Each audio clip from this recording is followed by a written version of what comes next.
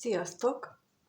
Megnézzük, hogy mi újság a szeretett személlyel, mit lehet róla tudni, mi van vele, hogy van ő, és hozzá is fogunk. És az első kérdésünk akkor az, hogy mi van a szeretett személlyel, mit lehet róla tudni, mit gondolkodik, milyen élete van, szóval bármi, amit jó lenne, ha tudnánk. Ez itt a kérdés.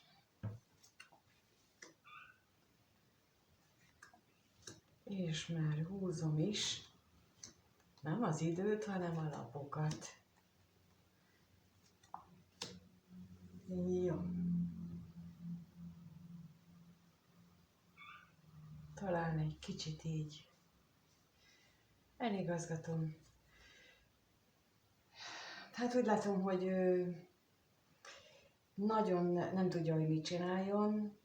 Nagyon az jön most, hogy szenved a pénzhiánytól.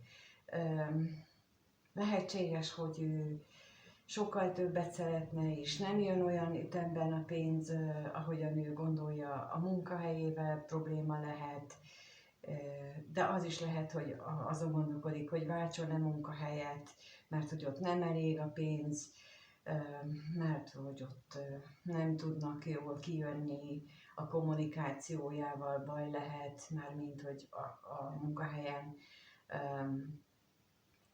Az is lehet tulajdonképpen, hogy ennek már otthon is, ahol ő otthon van, az otthonában is vannak következményei, már úgy értem, hogy szemrehányást tehetnek neki, úgyhogy úgy látom, hogy most itt, legalábbis ezek alapján, leginkább az anyagiak körül járnak neki a gondolatai, az a fő téma az életében. És akkor nézzük a házat, hogy mit tudhatunk meg erről a házról.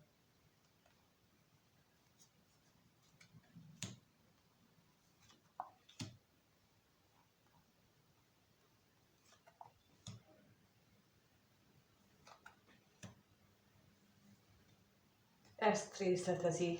Tehát amit mondtam, hogy valószínűleg otthon is már problémája van belőle, mert rengeteget gondolkodik ezen, hogy hogyan intézze, hogy a munkát, az otthoni, tehát a családját, esetleg ha van neki saját családja, akiről ő gondoskodik, hogy hogyan tartsa el,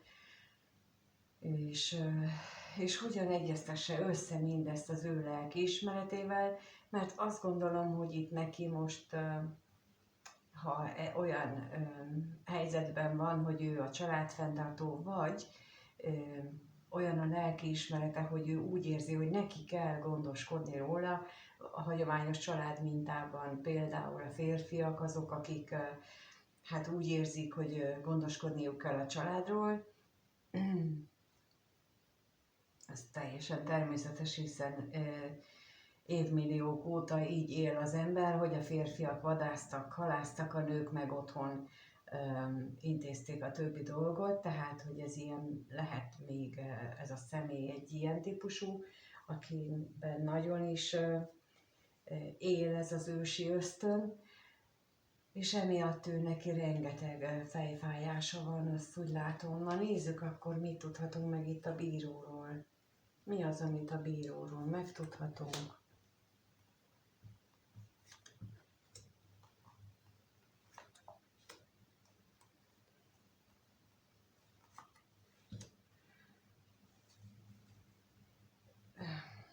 Amikor raktam ki, akkor ő neki, vagyis ezzel kapcsolatosan az jött, hogy az ő fejében van egy olyan gondolat, hogy minden baj akkor kezdődött, amikor ő a múltban találkozott a szívének kedves személlyel. És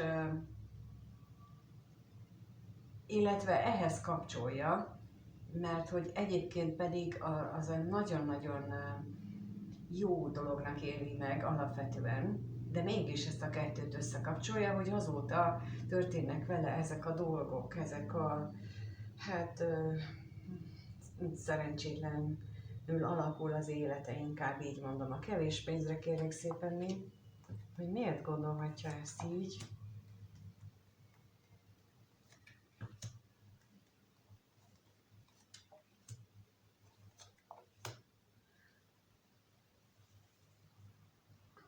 Hát leginkább azért, mert hogy úgy érzi, hogy azóta neki a koncentrálása, a fókusza az nagyon hektikus, nagyon változó, nagyon nem tudja, hogy hogyan legyen, nagyon úgy érzi, hogy túlzottan befolyásolják őt a vágyai, és nem bírja őket lerakni. Tehát, hogy így kapcsolja ő ezt össze, ezt a dolgot, pedig így látható, hogy van valami igazság abban, amit ő gondol, csak nem úgy, ahogy ő gondolja. Tehát nem csak az a lényeg, hogy ő neki a gondolatait más irányba tereli ezzel a szívének kedves személlyel való megismerkedés, hanem azt is, hogy az sem véletlen volt már, hogy azzal megismerkedett.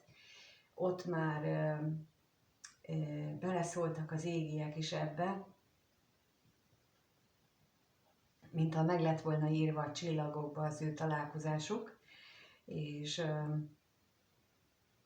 ez éppen be is következett akkor, amikor annak eljött az ideje, viszont arra nem gondol, úgy látom, ez a személy, hogy vajon miért történik mindez. Vajon miért találkozunk egy-egy emberrel, vajon mi ennek az oka, mit tudunk vele kezdeni, kezdhetünk-e valamit vele, kezdjünk-e egyáltalán vele, ezek a kérdések felmerülnek-e benne, illetve, hogy van-e jó oldala annak, vagy lehet-e jó oldala. Nem csak az lehet, amit én gondolok például, hanem lehet egy másik vetülete is, és ezeket is érdemes volna átgondolnia. Erre a kommunikációra kérnék szépen még, hogy beszél-e valakinek erről. Hát...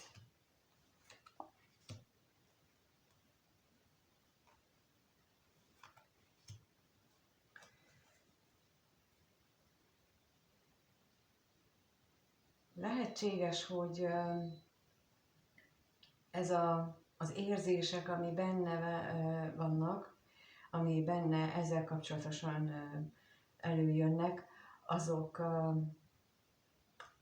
egy tartós kapcsolatnak a létrejöttével összefüggésben, hát nem túl optimisták az ő részéről, mondhatjuk így.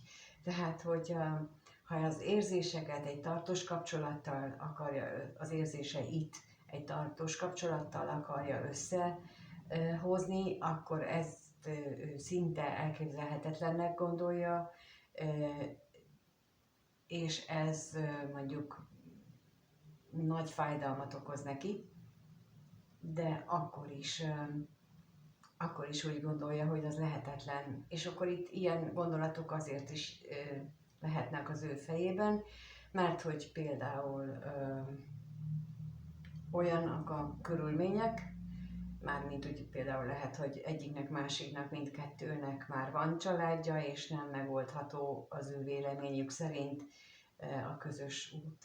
De az is lehet, hogy nagy társadalmi különbség van, lehet, hogy nagy fizikai távolság van közöttük, lehet, hogy nagy iskolázottságbeli különbség van közöttük, és akár anyagiak vagy életkorbeli különbség, tehát számtalan olyan akadályt sorolhat fel itt, vagy lehet felsorolni, amit ő így magában, a fejében így végig gondol, és az akadályokat azt így elsorolja, és akkor ezt mind azt mondja, hogy ezeket nem lehet legyőzni, úgyhogy tiszta szerencsétlenség ez a találkozás.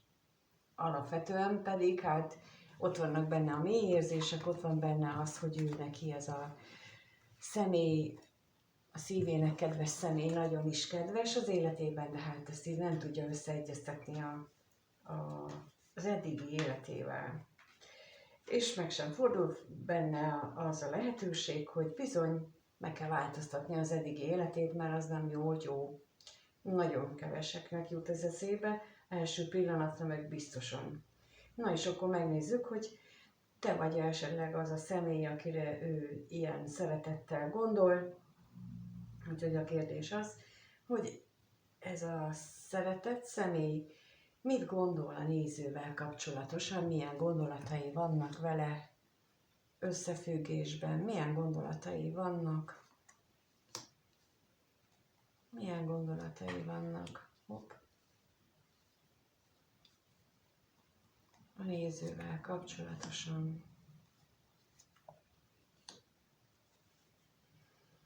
Nagyon szerencsésnek érzi magát azért, hogy megismert téged, annak ellenére, hogy sok nehézséget és problémát él meg azóta, de mégis úgy érzi, hogy a kettőtök megismerkedése az egy égi áldás az ő számára, mert lehet, hogy más szempontból, mint ahogy ott is látszott az előbb, hogy ott is ellentétes érzések is vannak benne, meg problémák is. Van, amit úgy értékel, hogy rossz, meg úgy értékel, hogy jó, és itt is úgy jön ki a gondolatainál, hogy szerencsés és áldásos az, hogy ti találkoztatok.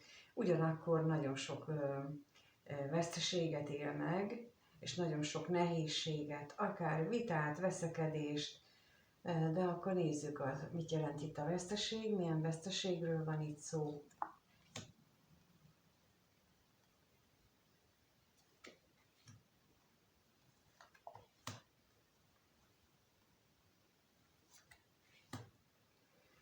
Lehetséges, hogy keveset találkoztok, és ez okoz számára veszteséget, mert hogy többre vágyra, főleg a testi érintkezés vonatkozásában azt nagyon-nagyon szeretné, hogyha több lenne, és akkor a bosszúságra kérdeznék rá, hogy arról mit tudhatunk meg.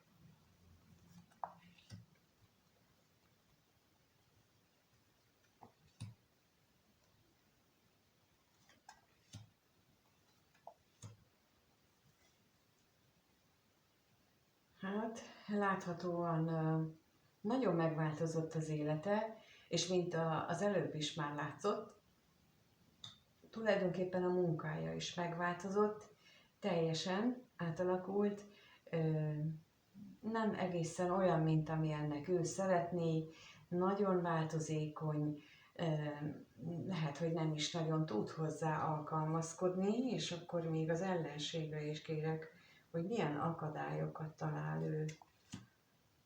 Milyen akadályokkal gondol itt?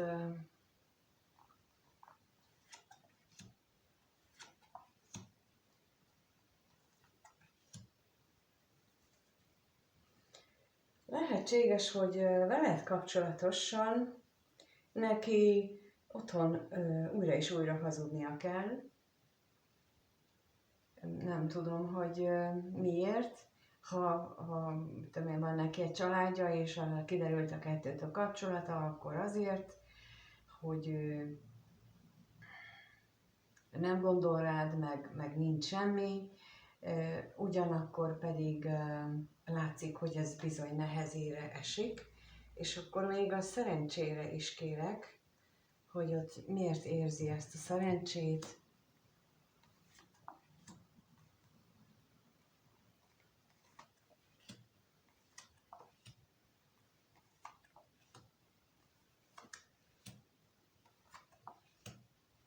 Hát mert bármilyen nehéz is az élete, és bármilyen nehézségei adódnak, azt úgy érzi, hogy veled tudja megosztani, illetve te vagy az a személy, akihez a leginkább így lelkileg tud kapcsolódni, még akkor is, hogyha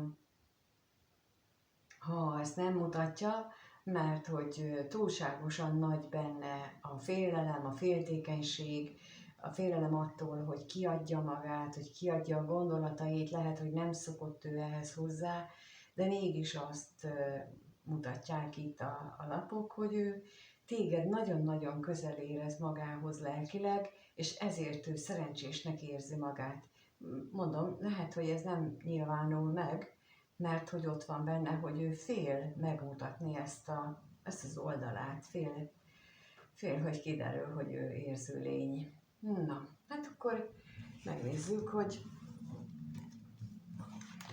Egyébként pedig mit lehet arról tudni, hogy mit érez ez a szeretett személy a néző iránt, milyen érzései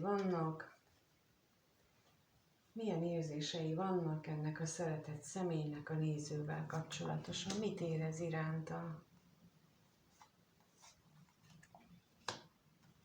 mit érez iránta. Úgy látom, hogy megint kijött az a mérhetetlen vágy, és ez mind testi vágy, de ott van mögötte a lelkész is, tehát ahogy magyarul mondjuk szívvel, lélekkel vágyódik utánad, de testileg, lelkileg kívánja, hogy veled kommunikáljon, vagy veled legyen. Tehát ezek ilyen nagyon mélyről jövő érzések benne, minden szempontból, és ugyanakkor pedig ez elborzasztják őt. Most ez jött így közben, hogy saját magától elborzat, hogy egy másik ember iránt ő ilyen hatalmas, mélységű érzéseket tud mutatni, amikor lehet, hogy életében soha ilyet nem érzett még, tehát hogy így egy bárki iránt, még a szülei vagy a gyerekei iránt sem érez így ilyen mélységgel, és ez elborzasztja, hogy jaj, hát ez a felszínesség, amit én szoktam mondani, hogy jaj, hát a gyerekemet azt jobban kell szeretni, mint bárki mást. Hát általában igen, de nem bűn az, hogyha van egy személy, akit jobban szeretünk. Egy lényeg, hogy Istennél ne szeressük jobban. Ő van az első helyen, és utána aztán jöhet ez a szeretett személy is. Na, de megnézzük a vágyat, hogy arról mit tudhatunk. Hát úgy látom, hogy ő úgy gondolja, úgy érzi, hogy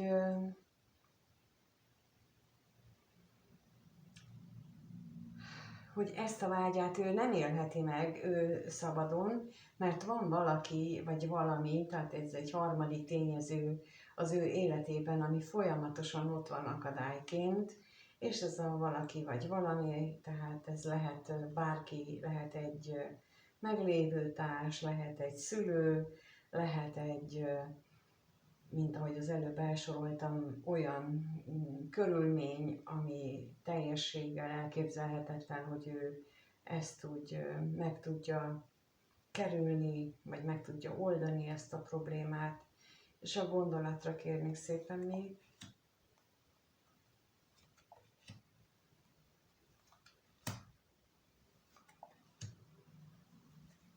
Hát, és ez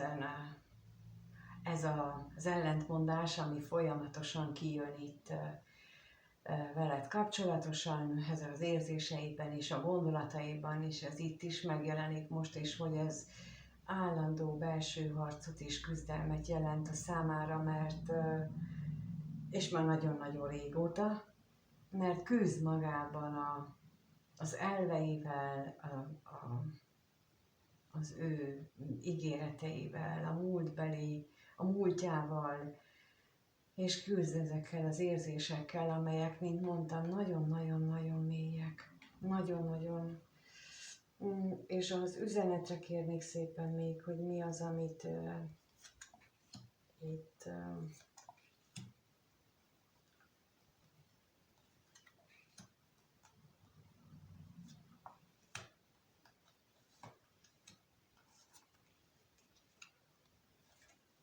megjelenik az, hogy ugye azt mondtam, hogy nagyon mélyek, tehát a nagyon mély szerelem itt van a kommunikációjában, tehát hogy lehet, hogy nem mondja el, mint az előbb mondtam, de kommunikálná szíve szerint, állandóan beszélne róla, állandóan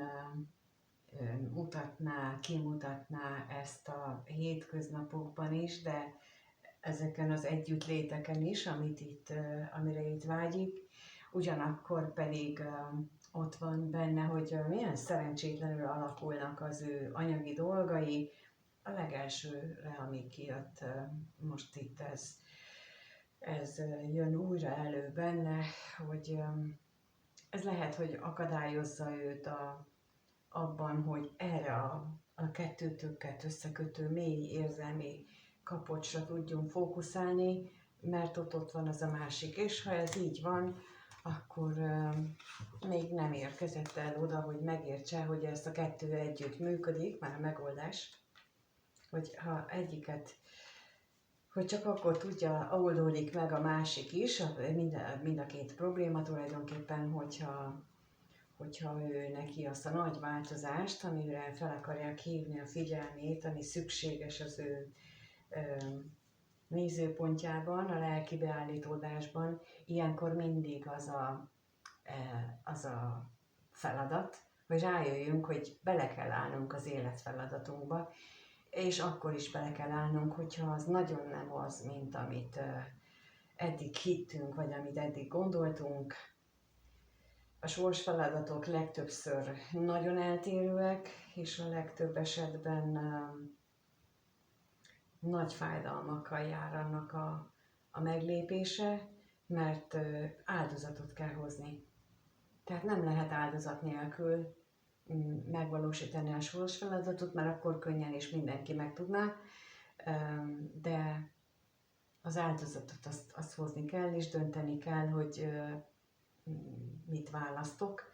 És mint mondtam, hogy az előbb, hogyha a teremtőt rakjuk az első helyre, és ő hozzá az ő segítségét kérjük, akkor jön a megoldás, csak utána el kell fogadnunk, és ő nem tart itt. De megnézzük, hogy itt fog-e tartani vajon a következő néhány napban, egy hétben, fog-e itt tartani ez a szeretett személy, jön-e a néző felé,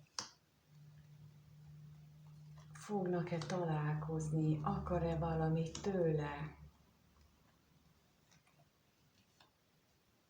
Hát, rengeteget fog rajta gondolkodni, mert belebetegedett már ebbe, hogy ebbe a sok gondolkodásba és ebbe a sok bizonytalanságba. Na és akkor most a bíróra kérnék szépen.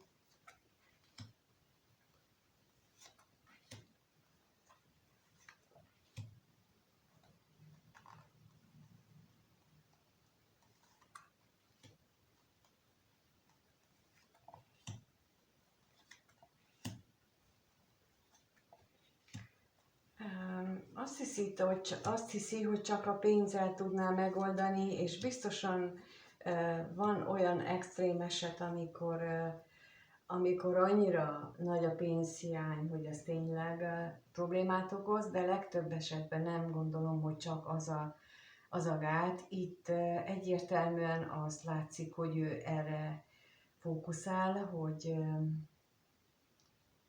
hogy nem meri, mint ahogy az előbb is mondtam, hogy ez viaskodik benne, ez a két irány, hogy most az anyagi biztonsága és a veled való kapcsolat most éppen melyikkel foglalkozzon, és nem tud mindkettőre figyelni, és inkább az ő anyagi biztonságára fókuszál, amiben rengeteg nehézség van, és időről időre ebben elismerül, de a gondolatra kérnék szépen.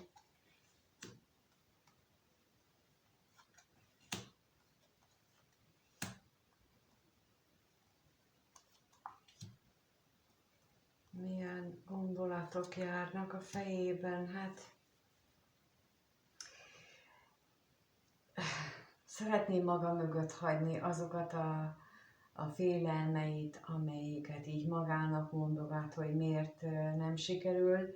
Lehetséges, hogy közben felismerte már, hogy ő neki is kellene agyban változtatni, mert hogy elsősorban ott kezdődik a változás az életünkben, hogyha a gondolati hozzáállásunkat képesek vagyunk megváltoztatni, és ez semmi másból nem áll, mint hogy amikor észrevesszük, hogy már megint valami olyan negatív emléken gondolkodunk, vagy negatív jövőképen gondolkodunk, akkor azt mondjuk, hogy itt vagyok a mostban, és az meg múlt volt, vagy a jövő, azt még nem tudom, vagy az már elmúlt. Tehát én most a jelenre koncentrálok, és most akkor kimegyek és iszok vizet, vagy elmegyek és kiteregetem a ruhát, és most erre figyelek, és így állandóan elvonom a figyelmemet, már ezzel rengeteget javítok az élethelyzetemen, hogyha erre képes vagyok, és állandóan észreveszem. Nekem volt egy időszak, amikor így, tehát még amikor ezt még nem a mostani módon éltem, hanem ugyanígy tanultam, és akkor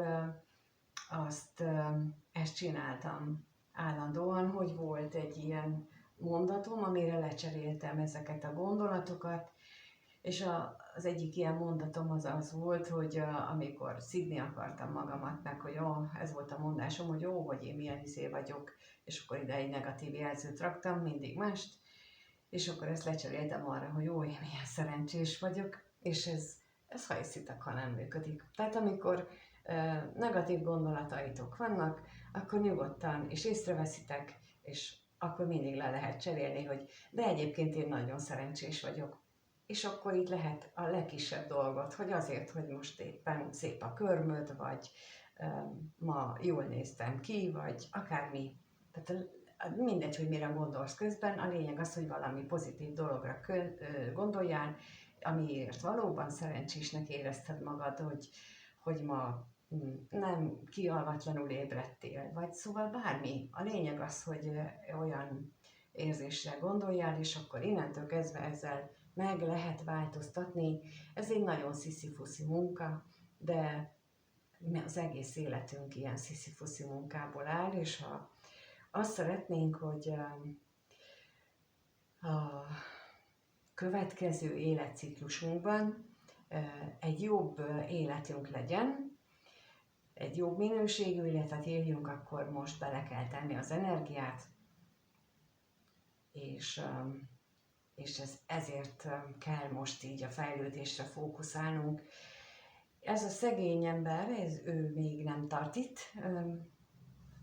de lehetséges, hogy nézi a videót, vagy aki nézi a videót, akkor neki is talán ez most segítség, amit elmondtam.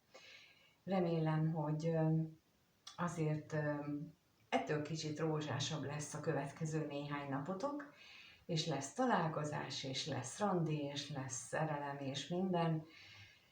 Én azt kívánom, hogy mindenki legyen boldog és megelégedett, még akkor is, hogyha kevés a pénz, mert csak ennyi múlik, hogy keressünk valami szépet, amitől boldogok és megelégedettek érezhetjük magunkat. Először csak egy pillanatra, aztán egy órára, aztán egy fél napra, aztán egy egész napra is, aztán egész életünkre. És bármennyire butának hangzik, de így működünk. Ezt majd egy hosszú előadásban elmesélem, hogy hogyan működik az egész, és hogyan lehet az elménket erre kondicionálni, pont úgy, mint az izmainkat. Ugyanúgy lehet az elménket is, meg a boldogságot is így megtanulni, mint ahogyan edzőterembe járunk, ugyanígy lehet a boldogságedzést is venni. Köszönöm, hogy itt vagytok és megnézitek. Kérlek, írjátok meg a kommentbe, hogy mi a véleményetek, mit gondoltok, nektek hogyan jön ez össze. Kíváncsi vagyok, új kameraállást csináltam. Nem is tudom, hogy milyen lett, majd remélem, hogy jó lesz. Sokat adtam, mire ezt sikerült így beállítani. Úgyhogy ezt is, ha megírjátok, annak is örülni fogok, és köszönöm a lájkot és a feliratkozást, ezek mind-mind segítenek abban, hogy több emberhez eljussanak a videók, és hogy én is tudjak minél több ilyen ingyenes videót és ingyenes ötletet megosztani veletek, ha erre vágytok, vagy erre igényetek van, úgyhogy ezzel tudtok segíteni, és ez nektek semmibe sem kerül, meg hát alapvetően így semmi. Nekem viszont ez nagyon-nagyon sokat jelent, úgyhogy köszönöm, és mindenkinek minden jót kívánok. Sziasztok!